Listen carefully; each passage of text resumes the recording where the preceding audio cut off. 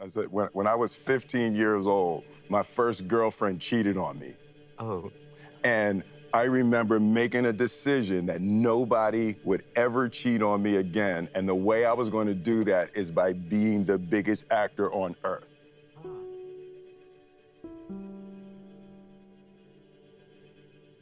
And then what did you do, Jada? Well, you know, I got into a different kind of entanglement. An entanglement? Yes. Yes. A relationship.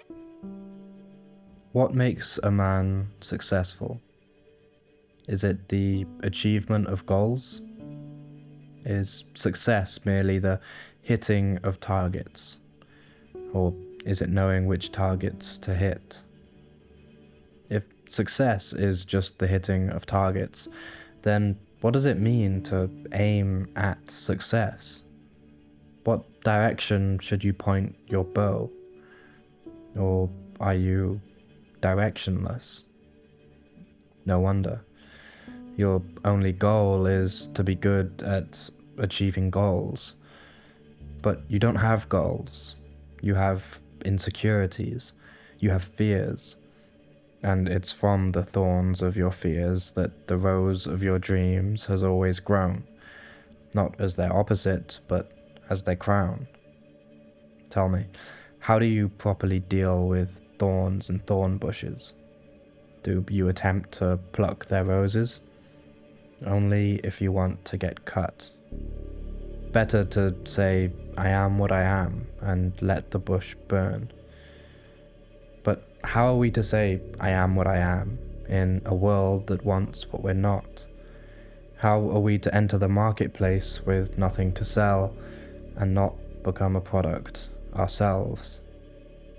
Make no mistake, the great prostitution will be televised, and its slogan will be, productize yourself. Perhaps now more than ever before, the relationship man has to himself resembles that of pimp and prostitute, and it's no surprise. As technology is disconnecting us from ourselves and surrounding us with mirrors, the self is gradually becoming an object to itself. We all knelt down to drink from the pond of technology, only to find ourselves using it to stare at our reflections instead.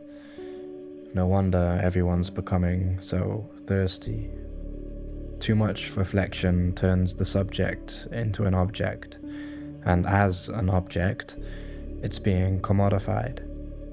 Never in history have there been more prostitutes than there are today, and I'm not just talking about sex workers or the 1 in 10 young women who do OnlyFans. They are also selling themselves, yes, but they are being criticized by people with personal brands who literally describe their so-called self-improvement journey as an attempt at increasing their sexual marketplace value. You think you're not a prostitute? When was the last time you let yourself play? Can you even go on an afternoon walk without reassuring yourself that walks are optimal for productivity? Playing or resting because it's good for you is not playing or resting at all. Because if everything you ever do is for the sake of some other thing, then you are both pimp and prostitute for a currency you'll never spend. But why? Why do we treat ourselves like projects in need of constant improvement? Only problem? If I wasn't moving forward, I felt like I was going to explode. We live in a world where the blind sell maps to the blind, and both parties pretend to have profited. Because in achievement society, in vanity society, there is nothing scarier than to stop moving. But why? Why do we need constant motion?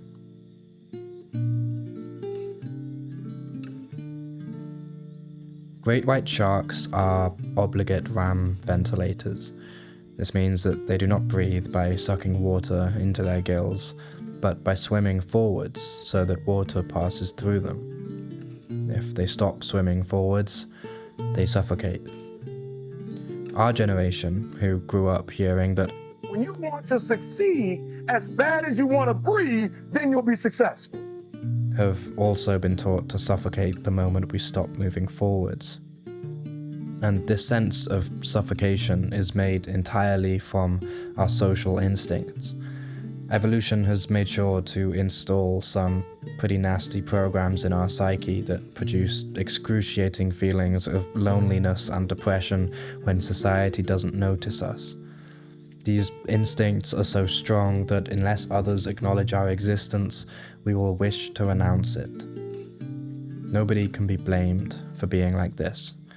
You are heir to the psychophysiological artifacts of 2 billion years of war, and there is nobody to blame for your condition, not even yourself. You do not have these instincts for a reason.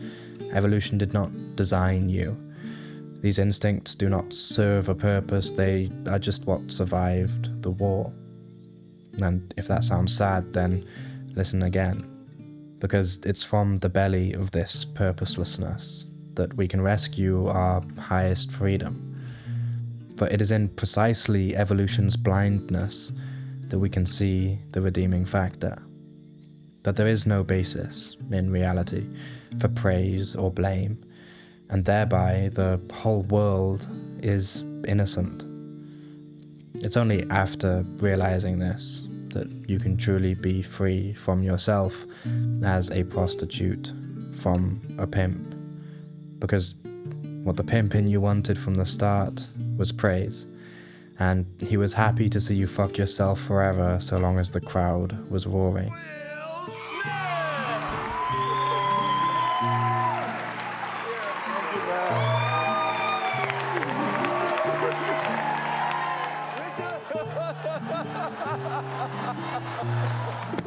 Oh, wow. Wow.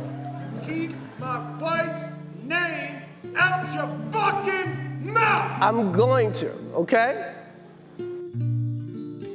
Denzel said to me a few minutes ago, he said, at your highest moment, be careful, that's when the devil comes for you.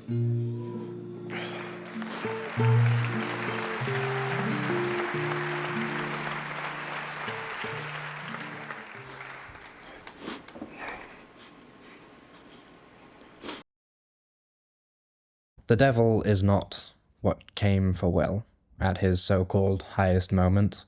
The devil is what put him there. The devil is the voice that told him that moment was high, that the approval of crowds actually meant something about him, and that he was even the subject of the applause to begin with. Never do we clap louder than when we want to make a show of our good judgment. Applause is not for the showman, it's for the crowd. The most liked comment on my video about the violent desire to be great was a quote by a man whose name I cannot pronounce. It went as follows: "People strive to be loved. If that fails, they want to be admired. If that fails, they want to be feared. If that fails, they want to be hated. For better to be hated than ignored." The reason that comment was liked by thousands of people is because it's true. Whether the value judgments placed upon us are positive or negative is a secondary consideration. The important thing is that they are strong.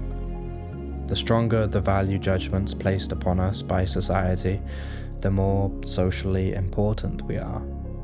And the idea of social importance is the most potent tonic against the nauseating symptoms of nihilism.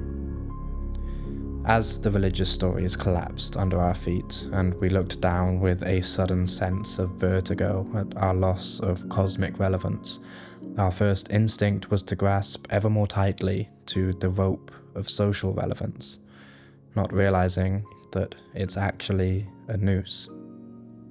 It's a noose because it fastens tighter around heavy souls who are not strong enough to take themselves lightly, and should you remain attached for long, you will lose your vision. Purpose, meaning, truth, These concepts once formed the hard ground against which we pushed when we wanted to climb high, but they have all vanished from under the feet of modern man, revealing nothing but a black emptiness beneath us. The noose of social importance keeps us suspended above this abyss, but I think it's better to use the knife of honesty to cut the rope and fall into the abyss head first, rather than suffocating from our fear of it. Because perhaps it's only by going down that we can find new grounds upon which to build new statues. And not statues of Will Smith and the winners of the wrong games, not collectors of Monopoly money and displacers of dirt, but statues of normal people living normal lives and living them abnormally well. Statues of parents who raised kids who didn't feel like they had to be movie stars. Statues of artists who used their overflowing cup as paint, not those who tried to use paint to fill their cup. This lower ground has denser dirt for thicker roots of taller trees, and it's on this new ground that the old statues will smash once they're done falling. Who are these old statues of, you ask? They're the people who thought success counted as a goal and then achieved it. Because aiming at success is no different from a hunter aiming at death. If he wants to achieve death, he must aim at the living. And if you want to achieve success, you must aim at a life.